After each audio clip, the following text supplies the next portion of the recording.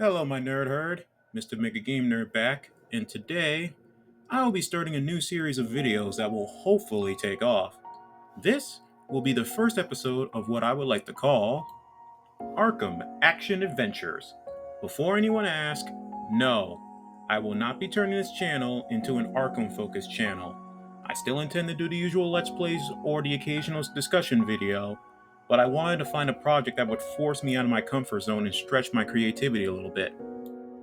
Plus, there are already plenty of quality Arkham YouTubers that have that market covered, like K-Nerd, Gotham Paladin, and Clown Puncher 139.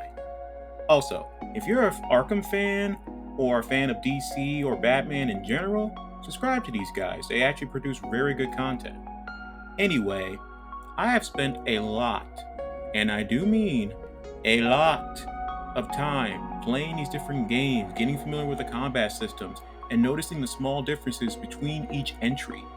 And since no one else on YouTube seems to have done a video on all the different combat techniques, as far as I'm concerned, I will gladly do so. So, for episode 1, I wanted to pick a combat technique that appears in almost every game and that all the players have had to use at least at some point. So, I decided that the first episode should be dedicated to the brave, bold beatdown.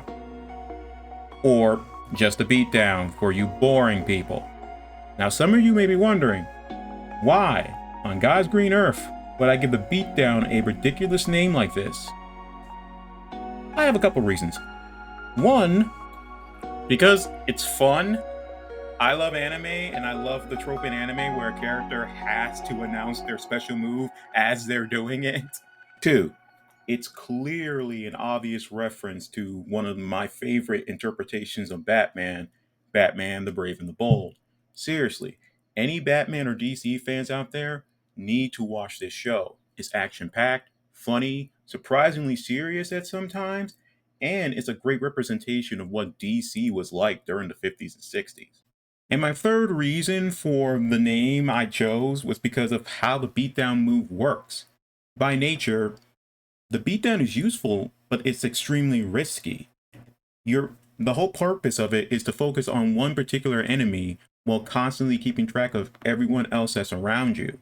In some situations, performing a beatdown may be more dangerous than others, such as when you're trying to perform the move around a bunch of enemies with stun sticks or shield, because there's no way to defend yourself other than evading in some cases. So players who enjoy using the beatdown have to be selective about when to commit to them or when to abandon. You can see some of the footage here that I'm displaying right now that I am committing to finishing most of the beatdowns that I start because I'm brave enough, I'm bold enough, and I have enough experience necessary to tell me whether or not I have enough time to complete the move. All right. Thanks for listening to my explanation as to why I named this episode or this move for a specific thing. So let's actually get into the move itself. Now, since there are 4 mainline Arkham games, I have decided to split this video into chapters covering the beatdown's utility in each game and the small differences each character has regarding the move.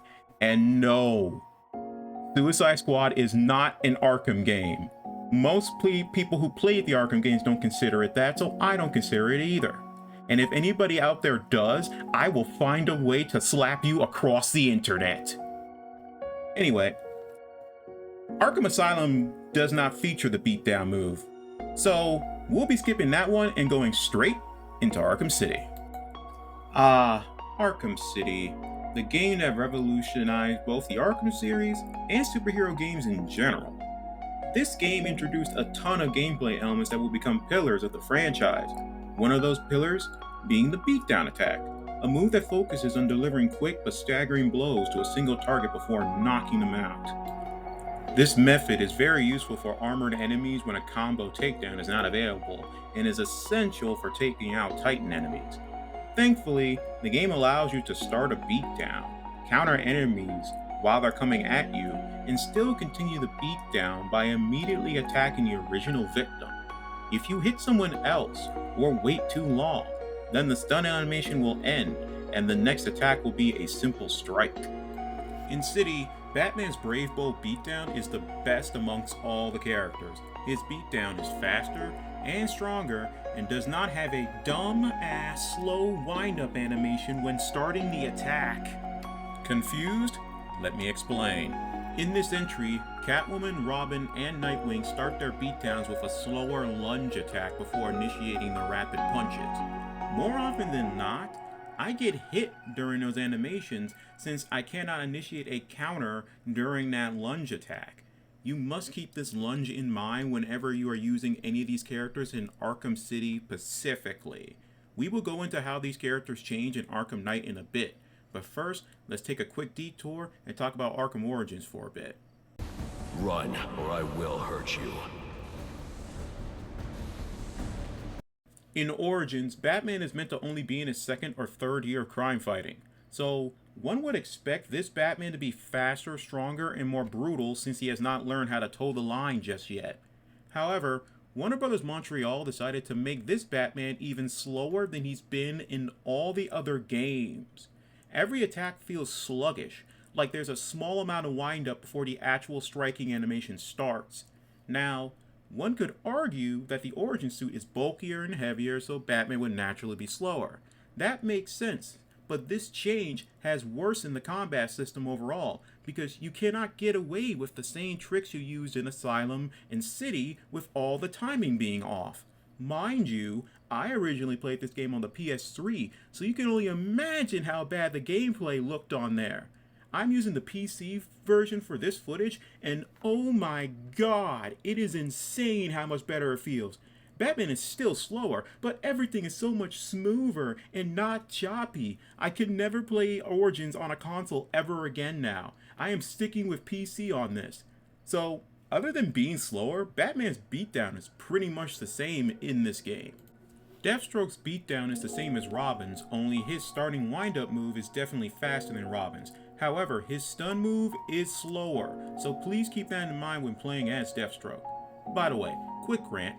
It was incredibly lazy to just give Slade Robin's moveset in this game. Sure, he has his own gadgets and his own animations, but at the core, he is a Robin clone.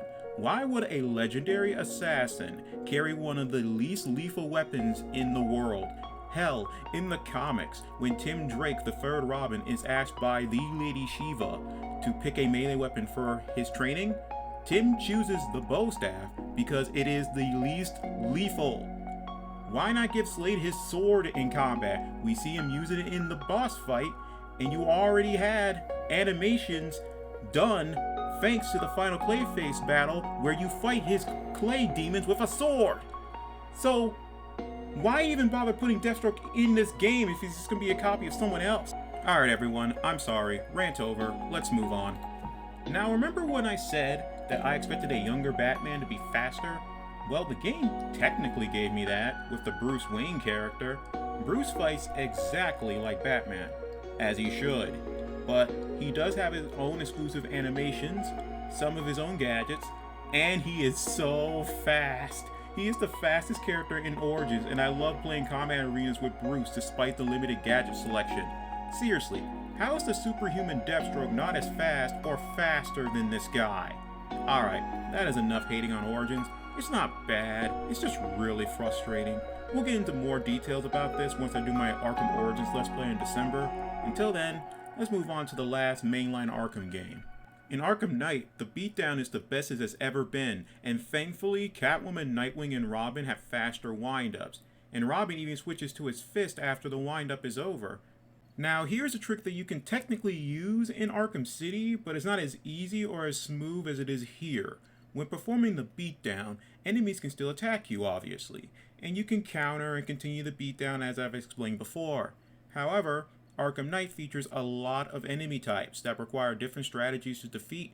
For example, if I'm performing a beatdown when an electrified or stun stick enemy comes to attack me, obviously I cannot avoid these attacks by simply countering. So what you do is, as you beat down, you quickly put in the quick fire rec gun command while pointing the control stick in the direction of the attacking enemy. If you perform it correctly, Batman will fire the rec gun at the enemy, sending them flying into other enemies, and will be able to continue the beatdown as if nothing happened. Armored enemies could be sent flying with the rec gun in City, but they did not go nearly as far as they do in Night. This technique works with all the characters who have rec guns like Nightwing and Azrael. The same logic can be used when an enemy is charging at you.